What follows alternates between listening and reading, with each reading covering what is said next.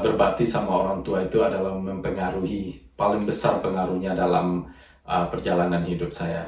Kalau satu skill aja kayaknya nggak zaman lagi sekarang ini. Sendiri ya kan, gimana dia tahu dia akan gagal atau sukses, mencoba aja enggak. Karena takut, karena keluar dari zona amannya. Kita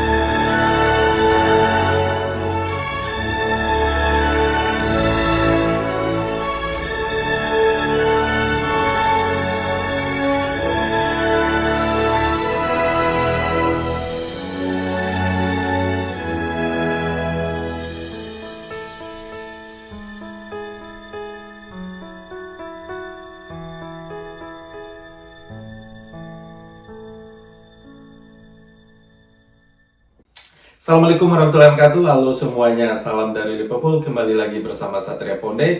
Kali ini kontennya agak berbeda guys, karena banyak request atau recommend atau komen di YouTube dan juga Instagram agar bikin konten motivasi. Dan salah satu komen itu saya lupa, itu ada guru di Indonesia yang bilang, bisa nggak saya untuk memberikan motivasi kepada adik-adik di Indonesia yang sekolah di tempat beliau mengajar. Waktu itu saya agak sedikit sibuk, jadi saya cuma baca, pas kembali lagi lihat komennya, karena dari video-video lain banyak komen yang masuk, jadi nggak ketemu. Dan kali ini kesempatan saya ambil untuk mencoba sharing guys. Karena apa? Karena saya bukan ahli di bidang motivasi. Saya hanya bisa sharing dengan kehidupan yang sudah saya jalani. Ya kalau itu bermanfaat bagi orang banyak, why not? Tapi kalau enggak juga enggak apa-apa. Karena saya yakin banyak sekali orang di luar sana yang jauh lebih, karena orang mikir saya sukses ya. Kalau saya pikir di luar sana banyak sekali orang yang sukses, jauh lebih sukses, jauh lebih kaya, jauh lebih pintar. Ya namanya di atas langit pasti ada langit ya kan. Tapi bagi penonton semua yang mau mendengar cerita saya dan bisa mengambil hal yang positif, terima kasih sekali dan saya sangat bersyukur itu. Karena terlepas dari itu semua, saya hanyalah manusia biasa, punya hal-hal yang sisi-sisi yang negatif dan kekhilafan, you know. Jadi saat ini saya mau berbicara tentang kesuksesan lagi, ya kan? Kita tahu kesuksesan itu pastilah beda-beda definisinya dari setiap orang. Tidak semua yang kita pikir itu kita harus seperti orang itu baru kita sukses. No, setiap jalan manusia itu beda-beda. Baik itu petani maupun itu tukang ojek atau apapun itu karirnya. Kalau mereka tekun, kalau mereka fokus, kalau mereka menggapai hal yang mereka inginkan dan mereka puas dengan hasil tersebut, nah itu adalah sukses kalau menurut saya. Dan saya saat sekarang ini, ya saya mau belak-belakan aja, mau jujur aja. Ya alhamdulillah saya udah merasa sukses. Karena apa yang saya cita-citakan dari masa kecil dan sekarang pun alhamdulillah dikabulkan oleh Allah Subhanahu Wa Taala. Dan ya saya merasa sukses. Tapi sukses bagi saya itu adalah syukur, lebih ke bersyukur apa yang saya dapat. Terutama rasa syukur itu yang bikin saya merasa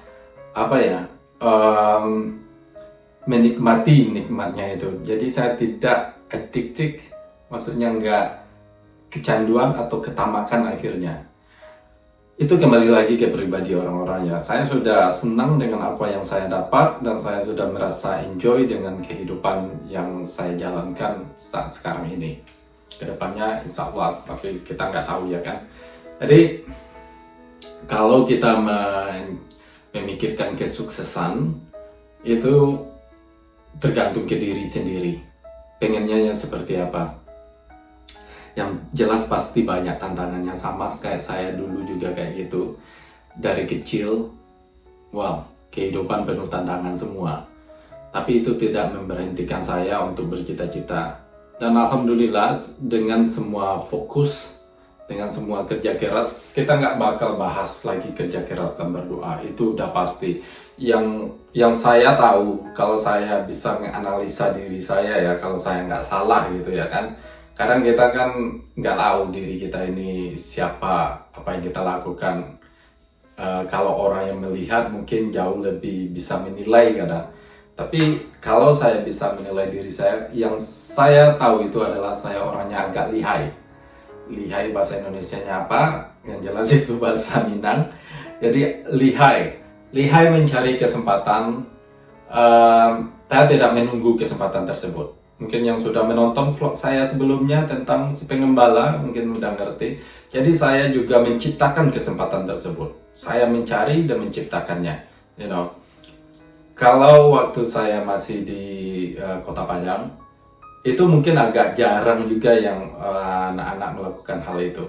Karena saya tahu saya punya cita yang berbeda dengan yang lain. You know, yang lain udah kuliah, sementara saya dengan financial isu jadi keuangan, jadi saya nggak bisa kuliah. Tapi saya bersyukur juga nggak kuliah. Kalau kuliah belum tentu saya menggapai cita-cita saya saat sekarang ini. Jadi dulu itu ya saya mencipta kesempatan karena saya tahu saya pengen ke luar negeri, jadinya saya harus berbahasa Inggris. Itu satu, mau ke luar negeri manapun, mungkin kecuali ke Malaysia ya, tapi ke negara manapun saya yakin harus bisa bahasa Inggris. Jadi dulu ada bule guru di FIF semacam itu, mereka high skill banget. Tanpa malu, saya memang anaknya nggak tahu malu mungkin ya. No, jadi saya dulu memang benar, saya tidak ada punya rasa malu yang saya memikirkan pemikiran orang begini-begini terhadap saya. Ya saya dengarin, saya nggak pernah membantah. Ada di kampung saya, oh lu cita-cita terlalu muluk-muluk lah, you know, terlalu gini-gini lah. Saya nggak peduli, benar. No, saya tahu kalau saya bekerja keras dan menggapai cita-cita ini, insya Allah tercapai. Jadi dulu itu memberhentikan bule dengan bahasa Inggris yang terpatah-patah. Ada yang ditolak karena mereka sibuk harus ngajar, tapi ada juga yang menerima, sampai-sampai saya dibawa ke tempat kosnya dan bicara, dia senyum-senyum aja, nggak tahu kenapa. Ya dengan bahasa Inggris yang sangat-sangat terpatah-patah. Tapi dari sana saya mendapatkan live ilmu langsung ya kan, live, nggak dari buku atau segala macam. Saya langsung dengan orangnya berbahasa dengan logat Eropanya, lupa orangnya dari mana, kalau nggak salah mungkin dari Inggris. Itu udah lama sekali. So intinya saya lumayan agak cuek dengan apa yang orang pikirkan, selama menurut saya itu bermanfaat bagi saya dan itu tidak melanggar agama dan tidak menyakiti orang lain. Itu adalah salah satu prinsip waktu saya menggapai cita-cita saya. Kemudian dengan lihai segala macam, lebih realistik ya. Jadi dulu waktu saya di Padang juga, saya sempat jadi seorang sales, jual panci periuk itu, tenteng ke universitas-universitas di mana teman-teman saya semua kuliah. Waktu itu saya bukan munafik, bukan malu dengan apa yang saya lakukan, tapi dulu itu lebih nggak enak aja kalau teman saya lihat, you know what I mean. Jadi kalau pas saya lagi nenteng-nenteng itu, ada ketemu teman kayaknya agak awkward, agak canggung gitu, gimana mau merespon, you know. Bukan karena saya malu dengan pekerjaan tersebut, nggak sama sekali. Cuman saya berhenti cuma 1 hari aja itu karena yaitu pendapatannya nggak jelas. Jadi realistiknya kalau saya kerja keras pun di bidang tersebut, belum tentu saya mempunyai masa depan. So, kenapa saya harus buang waktu? Jadi saya pindahlah lain, mencari kesempatan yang lain. Nah, di situ. Jadi, walaupun kita berdoa segala macam, be realistik juga sih kadang-kadang. Jadi, di Padang pun saya dulu kos cuman 1 meter kali nggak sampai 1 meter, 1 meter terus 75 berapa ya, pokoknya bisa saya baring di kamar itu aja. Masih ingat itu gelap, nggak ada jendela. Anyway, lagi-lagi bersyukur udah ada tempat tinggal ya kan. Cuman entah kenapa masa-masa itu saya nggak ada yang mikirin hal-hal yang akan memberhentikan atau dimotivasi, yang memberhentikan motivasi saya untuk melakukan hal yang baik. Jadi saya lebih fokus ke depannya dengan cita-cita ini, gimana saya bisa menggapainya daripada hal-hal yang yang kecil-kecil itu yang harus dipusingkan segala macam. Karena ada juga teman saya yang tinggal sama keluarga ini, terus mikirin gua dibikin kayak pembantu. Saya pernah tinggal sama kakak juga, dan kakak saya juga mungkin tidak berlaku selayaknya dengan saya, tapi saya nggak memikirkan hal itu. Saya lebih move on, lebih fokus ke apa yang saya ingin gapai, dan saya ingin mempelajari bagaimana untuk menggapainya. Jadi kalau bagi yang mau berkarir di luar negeri seperti jalannya saya, bukan harus seperti saya. Jadi itu yang jelas persiapan. Kalau saya menyarankan itu dari kelas 1 SMP. Jadi ada 6 tahun sampai SMA. Mudah-mudahan kalau si anak ini benar-benar fokus, benar-benar ingin berkarya, berkarir atau sekolah atau bekerja di luar negeri, insya Allah itu bakal tercapai, insya Allah ya kan. Walaupun nggak sampai ke luar negeri, di Indonesia pun sekarang zaman udah modern, di Indonesia pun berkarir kalau kita bisa berbahasa Inggris, ya peluangnya karir kita juga menanjaknya lebih besar daripada yang tidak. Seperti yang nggak punya klien di luar negeri, pasti ya setidaknya kita yang disuruh untuk mengandal dan segala macam. Keuntungannya banyak sekali kalau belajar bahasa Inggris. Kalau kita di zaman sekarang, di zaman modern sekarang. Tapi kalau enggak juga nggak masalah. Jadi intinya kita itu punya skill yang lebih dari satu. Itu intinya. Biasanya orang yang punya skill lebih dari satu, misalnya kerjanya seorang guru tapi bisa ini juga satu, itu akan menunjang karirnya mereka. Walaupun jadi apapun itu, kerja di perusahaan tapi ada bisa bahasa ini satu. Seperti saya bisa berbahasa Indonesia, jadi kalau ada perusahaan yang ada hubungannya dengan Indonesia, ya sayalah orang yang tepat gitu kan. Minimal saya mempunyai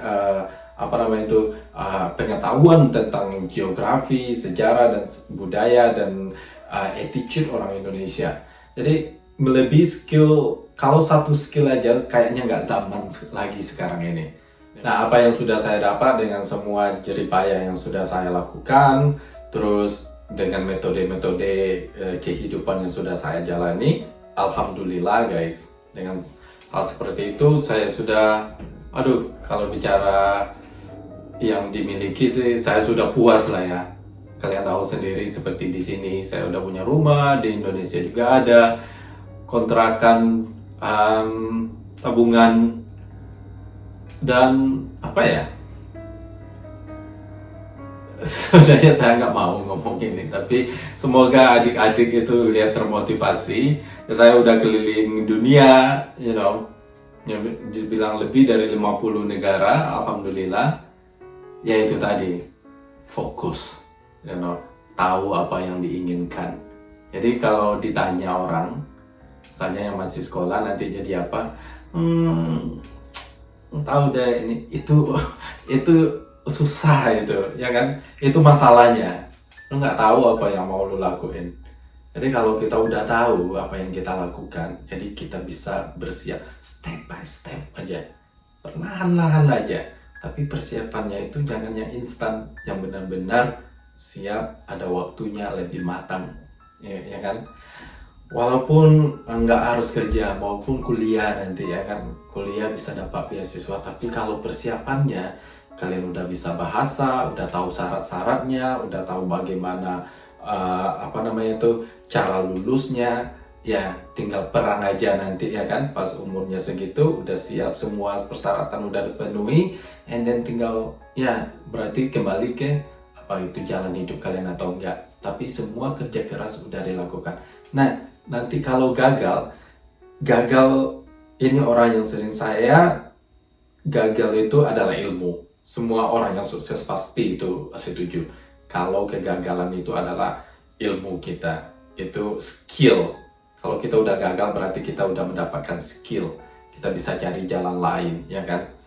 Kegagalan adalah kesuksesan yang tertunda, ada benarnya juga. Tapi yang paling parah itu adalah tidak mau mencoba. Karena orang yang tidak mencoba ini ya tahu sendiri ya kan, gimana dia tahu dia akan gagal atau sukses, mencoba aja enggak. Karena takut, karena keluar dari zona amannya.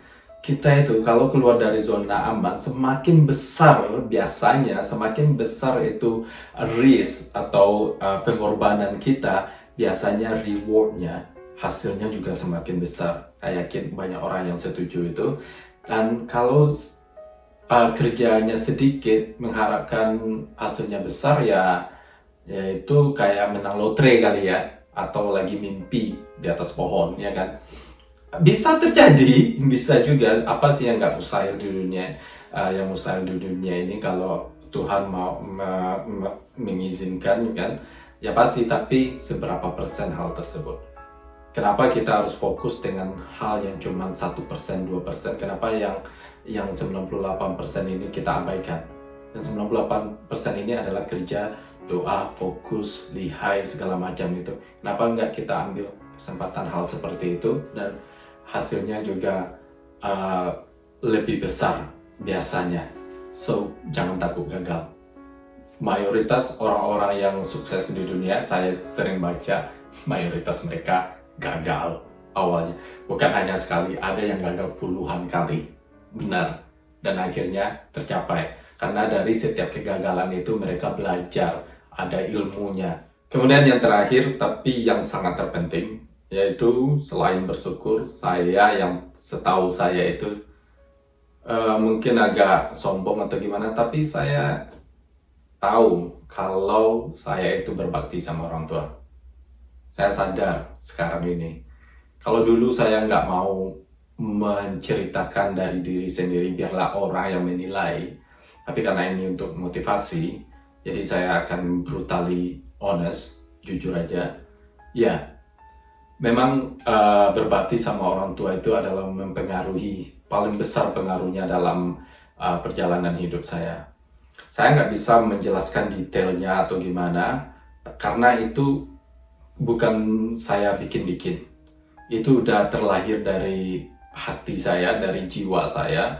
Di saat saya mau udah memikirkan masa depan, yang pertama kali teringat itu adalah orang tua. Saya nggak mikir-mikir apa ya yang harus saya ingat. Nggak, langsung aja di pemikiran itu, saya ingin membahagiakan orang tua saya ingin naikin haji mereka. Itu udah motivasi sendiri. Bukan mengharap amal ini segala macam, kesampingkan itu dulu. Saya nggak pernah mengharapkan, ya maksudnya bukan karena itu intinya, itu udah Tuhan yang memberikan rasa ingin berbakti sama orang tua itu. Jadi waktu itu ya, setiap saya berjuang dan memikirkan orang tua saya, alhamdulillah semua perjalanan kerjaan yang saya lakukan itu diridhoi sama Allah, dan dikasih rezeki, dikasih kemudahan, ya, dan hasilnya berkah. Orang tua saya sudah naik haji dan pengen bikinin rumah, udah punya rumah, dan beliau ya enjoy kehidupan beliau ya. Jadi metode itu nggak bisa didetailkan, maksudnya kalian harus begini begitu, nggak bisa. Itu memang connect. Kalau orang tua itu peranannya terhadap anak itu, nggak tahu ilmunya apa, itu saya kurang tahu. Yang jelas peranan orang tua pada kesuksesan seorang anak itu nyata. Baik itu peranan yang memberi secara finance misalnya, dan doa. Jadi peranan orang tua itu ada langsung dan tidak langsung. Jadi seperti memberikan fasilitas dan lain-lain itu adalah langsung ya kan, secara finance. Tapi doa ini sangat-sangat ampuh sekali, yang kita kadang nggak bisa cerna kembali kepercayaan, keyakinan kita masing-masing ya kan.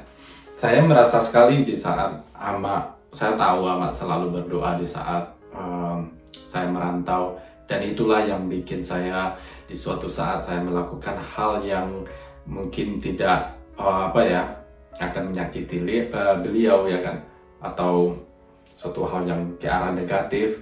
Di saat saya ingat orang tua saya, di sanalah saya tertegun. Jadi saya yakin sekali keampuhan doa orang tua saya itu adalah conclusion, kesimpulan dari semua perjalanan hidup saya sampai saat sekarang ini. Ya, Ama udah meninggal, tapi itulah yang bikin saya, kenapa saya ini. Kalau orang bilang apa bikin kamu sukses, ya doa orang tua saya. Yang lain itu adalah kerja keras dan lain-lain, itu memang seharusnya begitu ya kan, kalau kita mau sukses. Tapi ridho dari orang tua, doa dari orang tua adalah kesempurnaan. Mungkin nggak berlaku sama orang, mungkin banyak sekali di sana yang nggak peduli sama orang tuanya tapi sukses. Tapi biasanya orang seperti itu nggak tenang. Jadi anyway, yang benar ini lupa sama background, itu sama dasar kita, siapa kita, itu sangat-sangat penting, karena itu adalah jati diri kita, identitas kita. Intinya jangan sombong ya kan, apa sih yang harus kita sombongkan, dan niat baik udah pasti. So guys, itulah yang bisa saya sharing. Yang jelas seperti vlog-vlog saya sebelumnya yang bersangkutan dengan motivasi, yang jelas fokus dengan cita-cita yang kamu inginkan, yang kamu gapai, dan yang pasti persiapan, be real, jangan halu ya kan zaman sekarang. So kerja keras sudah pasti, jangan lupa siapa dirimu dan berbaktilah kepada orang tuamu. Itu aja. Assalamualaikum warahmatullahi wabarakatuh.